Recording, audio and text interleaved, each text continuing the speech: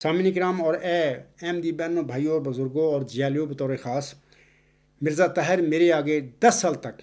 ڈگمگاتا پھرتا رہا۔ اس کو جرت نہ ہوئی کہ اس عجز کو دلیل کے ساتھ اپنے دعوے میں غلط ثابت کر کے دکھاتا، اور ڈگمگاتا پھرتا رہا۔ اسی طرح جماعت کو چھوڑ کر چلا گیا، اب چلا گیا۔ 17 سال سے میرا دعویٰ 12 دسمبر 2003 سے اوپن ہے الغلام.com کے ذریعے۔ جماعتی عملیہ قبرستان نے ٹیل لگایا، ان کے جالے وغیرہ کو آتے، آج تک یہ لوگ اس عجز کا سامنا نہیں کر سکے،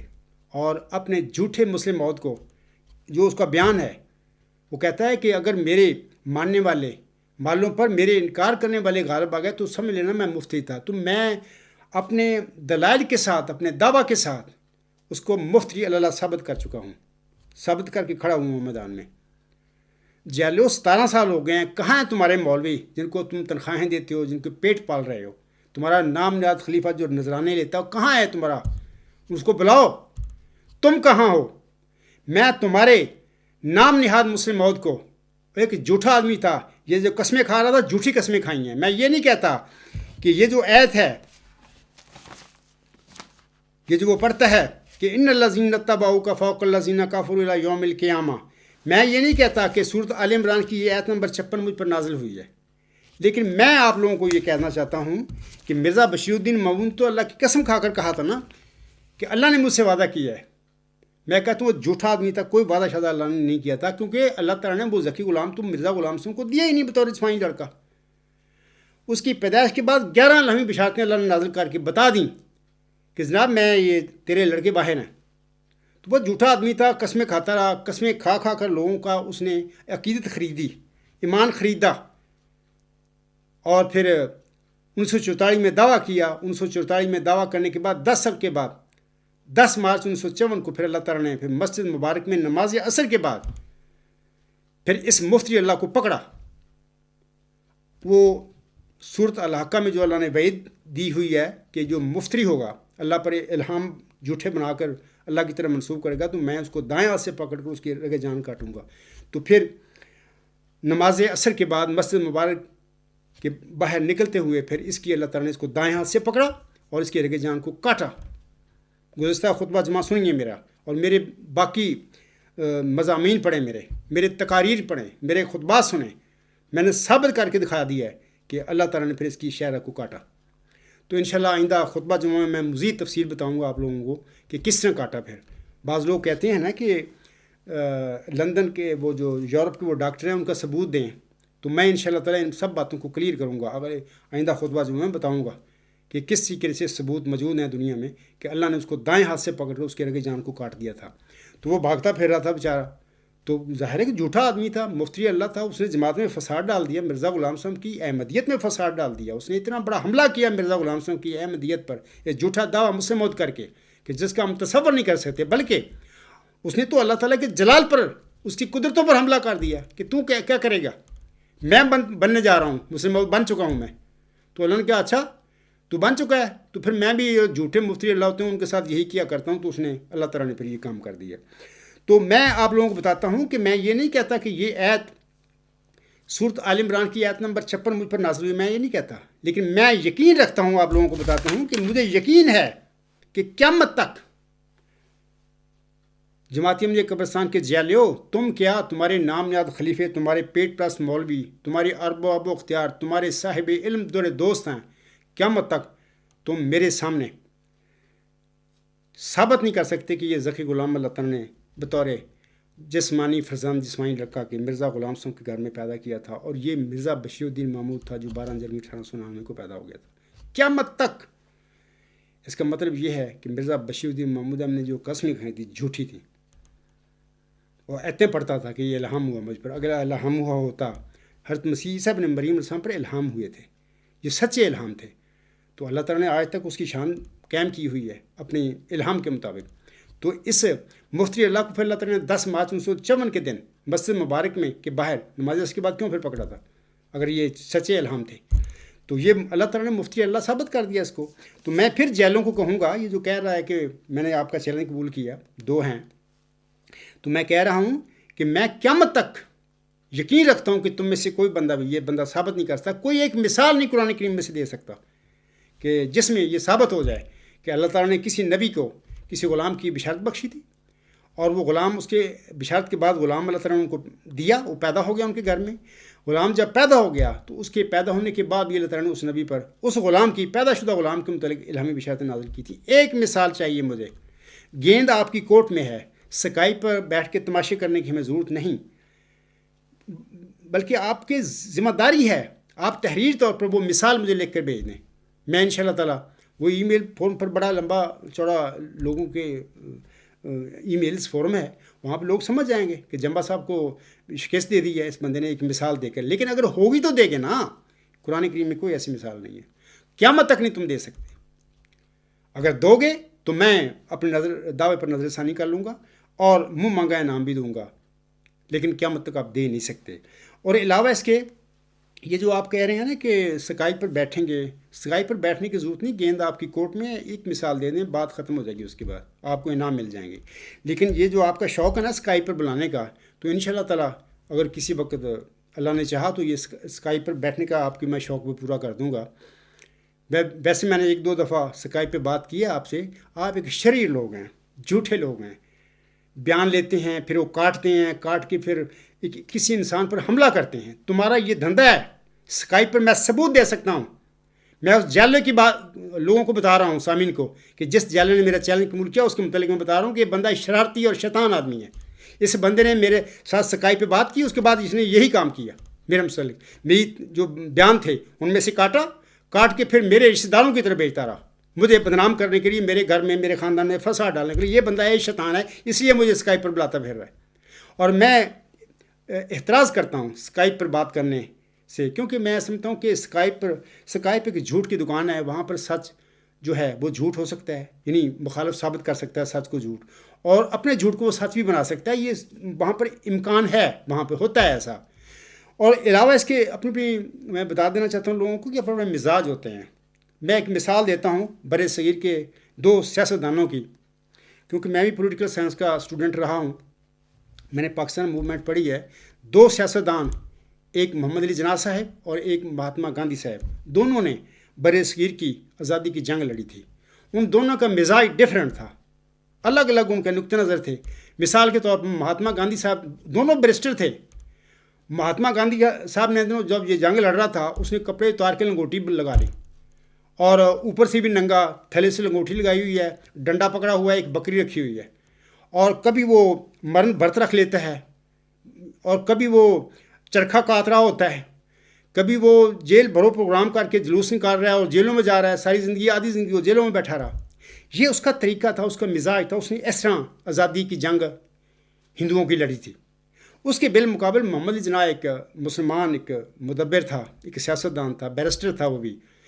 اس نے ساری زندگی 3 پیس سوٹ ڈال کر اپنی آئینی جنگ لڑی مسلمانوں کی آزادی کے لیے، بر صغیر کی آزادی کے لیے، اور دنیا کے نقشے پر ایک نیا ملک بنا دیا۔ سب سے بڑا مسلمانوں کا ملک تھا آبادی کے لحاظ سے اس وقت 1947 میں۔ تو ایک دن وہ بندہ نہ اس نے لنگوٹی لگائی، نہ اس نے کپڑے اتارے، نہ اس نے کبھی بھوک کا روزہ رکھا، مرن برت رکھا، اور نہ اس نے گاندھی کی طرح کپڑے اتار کے لنگوٹی ڈال کے بکری پکڑ کے ڈنڈا پکڑ کے وہ پھیرا، نہ کبھی محمد علی جناح صاحب نے چرخے کاتے، نہ کبھی ایک دن کے لیے بھی مسٹر محمد علی جناح صاحب جیل گیا تھا۔ اس کے باوجود اس نے ہندوؤں اور انگریزوں سے جنگ لڑی اور جیتی، اور مسلمانوں کو ایک عظیم الشان ملک لے کر دیا۔ تو یہ طریقہ ہوتا اپنا اپنا، گاندھی کا اپنا طریقہ تھا، اس کا اپنا مزاج تھا، تو وہ جو کرتا رہا آپ جانتے ہوں گے جنہوں نے پاکستان موومنٹ پڑھی ہے، میں تو اسٹوڈنٹ رہا ہوں۔ تو مسٹر محمد جناح کا اپنا طریقہ تھا، انہوں نے آئینی طور پر یہ جنگ لڑی، ایک دن جیل میں نہیں گئے، ایک دن چرخہ نہیں کاتا، ایک دن لنگوٹی نہیں لگائی، اور پھر وہ بکری جو گاندھی کرتا تھا تماشے وہ نہیں کیا، ایک دن بھوکا روزہ نہیں انہوں نے کیا، ایک دن ہڑتال نہیں کی، لیکن اس کے باوجود مسلمانوں کو ایک عظیم الشان وطن لے کر دے دیا، دنیا کا نقشہ بدل دیا اس شخص نے،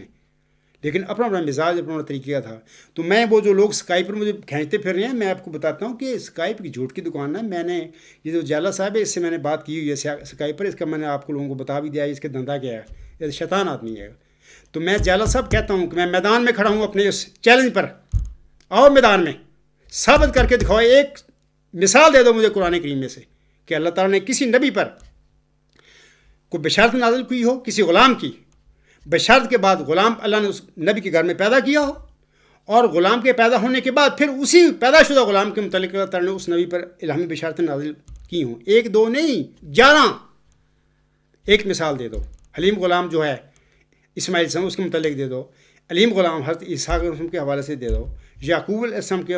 حوالے سے دے دو ایک مثال، یحییٰ علیہ السلام کے حوالے سے ایک مثال دے دو، موسوی مسیح عیسیٰ ابن مریم، موسوی ذکی غلام کے حوالے سے مجھے مثال دے دو کہ جب وہ ذکی غلام پیدا ہوا تو اس کی ماں لے گئی اس کو اپنے ماں باپ کے پاس، رشتہ داروں کے پاس، انہوں نے بڑے گندے الزام لگائے موسوی مریم پر، سورۃ مریم پڑھیں، لیکن ایک دفعہ ثابت کر دیں کہ دوبارہ اس کے پیدا ہونے کے بعد ذکی غلام کے پیدا ہونے ایک الہامی بشارت بھی موسوی مریم پر دوبارہ اللہ نے نازل کی تھی، تو میرا اس کے بعد نظر ثانی کر لوں گا؟ کوئی لڑائی نہیں ہے، ایک دلیل کی بات ہے، کوئی ضد نہیں ہے، یہ اللہ کا فضل ہے، یہ ایک جو میں بیان کر رہا ہوں اللہ کا فضل ہے جو پر نازل ہوا، آپ کیسے مجھ سے چھین سکتے ہیں؟ تو ہمارا ذاتی کوئی لڑائی جھگڑا نہیں ہے۔ جالا صاحب ایک مثال دے دیں قرآن کریم میں سے، اس کے بعد میں اپنے اندازے پر نظر ثانی کر لوں گا، منہ مانگا انعام دوں گا۔ آج بھی میں اس لیکچر میں بابانگے بلند کہہ رہا ہوں کہ میں اپنے چیلنج پر قائم ہوں اور کھڑا ہوں۔ تو اس کے بعد آخر پہ میں ایک حضرت مرزا غلام صاحب کا حوالہ پڑھ کر اپنے لیکچر کو ختم کرتا ہوں۔ حضرت مرزا غلام احمد صاحب اپنی کتاب ایام الصلح روحانی خزائن جلد 14 صفحہ 23 پر فرماتے ہیں، آج میں بھی آپ لوگوں کے آگے یہی میرا یہ دل کی آواز ہے، میں بھی آپ کے آگے یہ رکھتا ہوں۔ آپ علیہ السلام فرماتے ہیں، اے نادانوں اور اندھو، مجھ سے پہلے کون صادق ضائع ہوا جو میں ضائع ہو جاؤں گا؟ کس سچے وفادار کو خدا نے ذلت کے ساتھ ہلاک کر دیا جو مجھے ہلاک کرے گا؟ یقیناً یاد رکھو اور کان کھول کر سنو کہ میری روح ہلاک ہونے والی روح نہیں، اور میری سرشت میں ناکامی کا خمیر نہیں۔ مجھے وہ ہمت اور صدق بخشا گیا ہے جس کے آگے پہاڑ ہیج ہیں۔ میں بھی آج تمہیں یہی کہتا ہوں کہ مجھے وہ میری سرشت میں بھی ناکامی کا خمیر نہیں، مجھے وہ ہمت اور صدق بخشا گیا ہے جس کے آگے پہاڑ ہیج ہیں۔ آپ نہیں جانتے، آپ میری شکل و صورت دیکھتے ہیں کہ مسکین جا بندہ کھڑا ساڑھے آگے، کمزور سا ہے، نہ اس کا آگے نہ کوئی پیچھے ہے، نہ کوئی بڑا خاندان ہے، نہ جو ذات ہستی میرے ساتھ ہے آپ نہیں اس کو دیکھتے۔ آگے اس میں فرماتے ہیں، میں کسی کی پرواہ نہیں رکھتا، میں اکیلا تھا اور اکیلا رہنے پر ناراض نہیں۔ میں بھی ایسی تھا، اکیلا تھا دنیا میں، کبھی ناراض نہیں تھا، ہمیشہ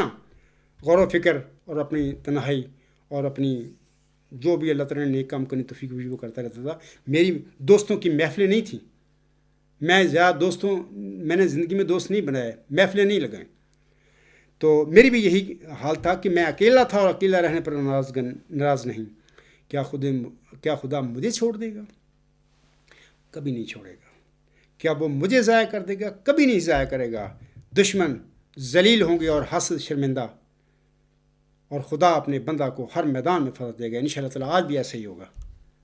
تم یہ جو کرتے پھر رہے ہو، میں نے گزشتہ خطبہ جمعہ میں بھی کہا تھا، اب بھی کہتا ہوں کہ وہ دن جلدی آنے والا ہے جب تم سارے جالے شرمندہ ہوگے، تو پھر اکٹھے مل کر نا پھر شرمندگی کا وہ دن بنانا۔ پھر یہ کیا ہو گیا؟ اگر ہو سکے تو پھر لندن چلے جانا، وہاں پہ لندن بیٹھ کے یہ اپنا مشترکہ شیم ڈے بنانا۔ آگے حضور صاحب فرماتے ہیں، میں اس کے ساتھ، وہ میرے ساتھ ہے، کوئی چیز ہمارا پیمان توڑ نہیں سکتی،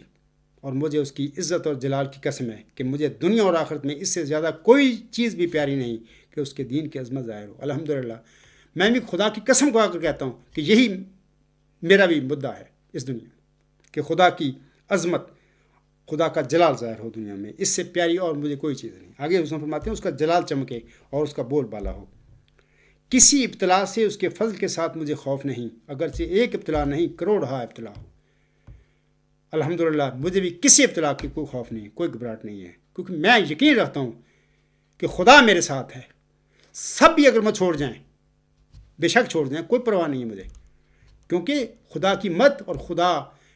کی ذات میرے ساتھ ہے، جو اصل معاون اور مددگار ہے، جس کے ہاتھ میں فیصلے ہیں فتح اور شکست کے، وہ میرے ساتھ ہے۔ مجھے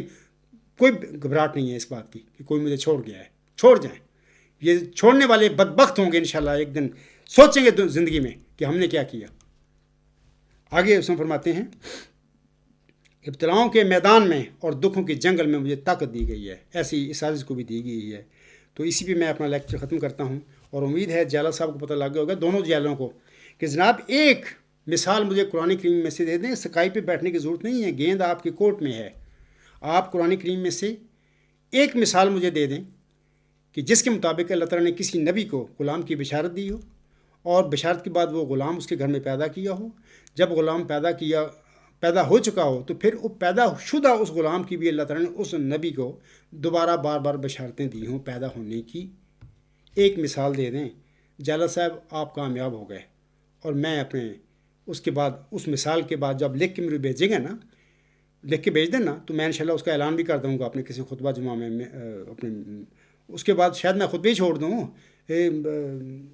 لیکچر چھوڑ دوں، یہ معاملہ ہی ختم ہو جائے۔ تو ایک مثال دے دیں مجھے، لیکن میں آپ کو کہتا ہوں قیامت تک کوئی مائک لال دنیا میں پیدا ہی نہیں ہوا، نہ پیدا ہوگا انشاءاللہ تعالیٰ۔ جماعتی احمدیہ قبرستان کیا ہے، پوری دنیا کی زور لگا لیں، قرآن کریم میں سے ایک مثال ایسی نہیں ڈھونڈ سکتی۔ یہ معاملہ ایسا ہی ہے کہ جیسے کہ مرزا غلام صاحب نے ایک صدی قبل کہا تھا مخالف مولویوں کو، امت محمدیہ کے لوگوں کو، کہ تم کیا قرآن سے ایک آیت مجھے دے دو جس کے مطابق ایک زندہ انسان بجسم نصری اسمان پر جا سکتا ہو اور زندہ رہ کے وہاں پر بیٹھا رہا ہو، ایک دے دیں، میں اپنا دعویٰ چھوڑ دوں گا۔ آج تک 100 سال سے زیادہ ہو گیا ہے، ایک مثال مخالفین نہیں لا سکے مرزا غلام صاحب کے آگے، قیامت تک لا بھی نہیں سکتے۔ وہ الگ بات ہے کہ انہوں نے نہیں مانا تو اپنی قبر میں آپ جواب دے ہوں گے۔ مرزا غلام صاحب نے اپنا پیغام پہنچا دیا۔ تو یہی معاملہ میرا بھی ہے، قیامت تک تم لوگ ایک مثال ایسی نہیں دے سکتے مجھے آگے کہ اللہ تعالیٰ نے کسی نبی کو غلام کی بشارت بخشی ہو، غلام بشارت کے بعد پیدا کر دیا ہو اس کے گھر میں، اس غلام کے پیدا ہونے کے بعد پھر اسی نبی پر اللہ تعالیٰ نے اسی پیدا شدہ غلام کے متعلق پھر الہامی بشارتیں نازل کی ہوں، 1 2 نہیں 11 تک نازل کر دی ہوں۔ ایک مثال دے دو، اس کے بعد انشاءاللہ تعالیٰ میں اپنی دعویٰ جو ہے اس پر نظر ثانی کر لوں گا، آپ لوگوں کو منہ مانگا انعام دوں۔ جالا صاحب گیند آپ کے کورٹ میں ہے، یہ اسکائپ سکوپ یہ تماشے اس کی ضرورت نہیں ہے، میرا خطاب میرا لیکچر سن رہے ہیں لوگ، انشاءاللہ تعالیٰ وہ سمجھ گئے ہوں گے کہ میں کیا کہہ رہا ہوں۔ تو انشاءاللہ تعالیٰ آپ ایک مثال دے دیں بس، اس کے بعد ہمارا جھگڑا ختم۔